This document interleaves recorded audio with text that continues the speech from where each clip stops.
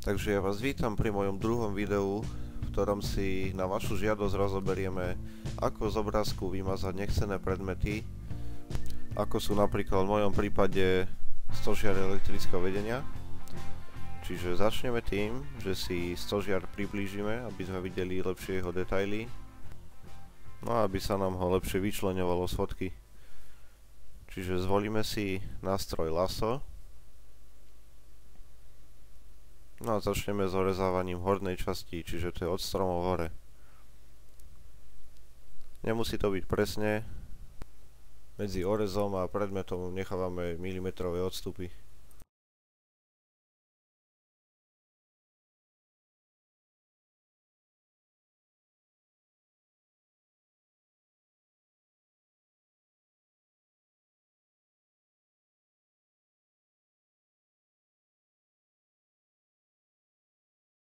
No a keď to máme asi takto, stačí pravým tlačidlom kliknúť na náš výber a zvoliť možnosť Fill, čo je vyplniť. Po vyskočení tohto okna nám stačí zmeniť typ na Content Aware, čo je vlastne vyplniť podľa obsahu, a stlačíme OK. No a tu už môžeme vidieť, ako si program poradil s odstránením nášho predmetu. Zostali tam iba malé nedostatky, ktoré môžeme následne upraviť, a to s pomocou nástroju Spot Healing Brush. Čiže priblížime si znovu predmet, zvolíme nástroj a urobíme zo pár ťahov. Program sa postará o ostatok.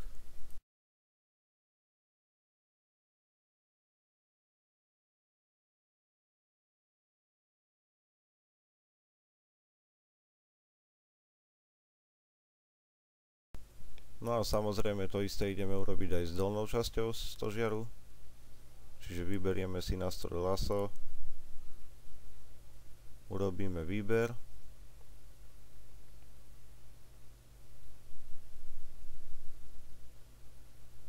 no a pravým tlačidlom vyberieme možnosť Fill a následne okno potvrdíme tlačidlom OK. Môžeme vidieť, že program si poradil aj s takýmto zložitým pozadím, ako sú napríklad stromy. No a stačí nám už iba prejsť našim nástrojom na zdokonalenie výsledku.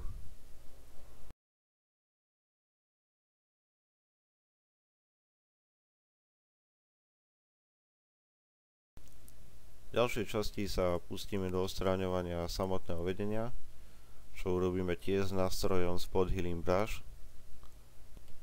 A to veľmi jednoducho tak, že prejdeme nástrojom miestami, kde sa nachádza vedenie.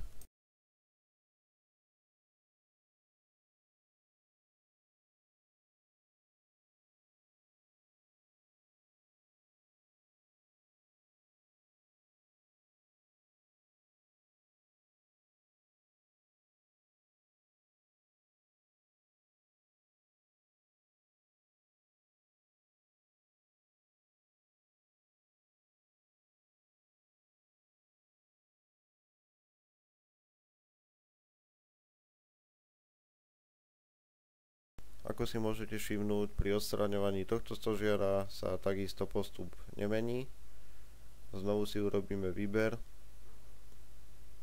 Pravým tlačidlom zvolíme možnosť Fill a potvrdíme tlačidlom OK. Práve vďaka tomuto krátkemu postupu je táto technika veľmi jednoduchá a efektívna. No a to je odo mňa na ne všetko. Ja ďakujem, že ste si pozreli moje video a nezabudnite písať návrhy na ďalšie tutoriály do komentárov. Majte sa.